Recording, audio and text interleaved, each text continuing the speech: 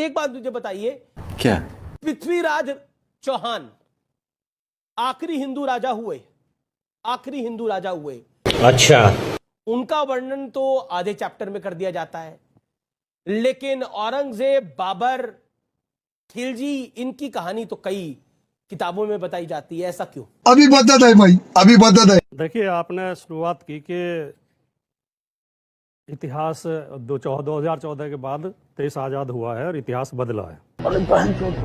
2014 के बाद इतना बदला है कि पहले इतिहास क्लास में पढ़ाया जाता था, कक्षाओं में पढ़ाया जाता था, यूनिवर्सिटी में पढ़ाया जाता था, अब फिल्मों में पढ़ाया जा रहा है। सही बात है। पहले इतिहास इतिहासकार लिखते थे, अब नेता लिख रहे हैं। अब अमित शाह जी लिख रहे हैं, मोदी जी लिख रहे हैं, सुधांशु जी लिख रहे हैं। क्या बात कर रहे हैं? पहले प्रधानमंत्रियों के इंटरव्यू पत्रकार किया करते थे, अब कौन करते हैं? प्रसून जोशी करते हैं, अक्षय कुमार करते हैं।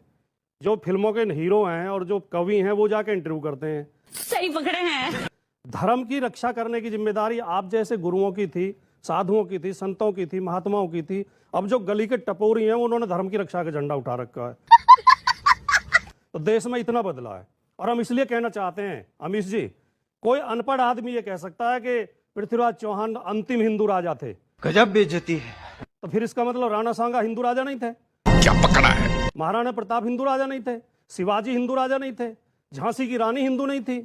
पृथ्वीराज चौहान के बाद तो हजारों हिंदू राजा हुए हैं।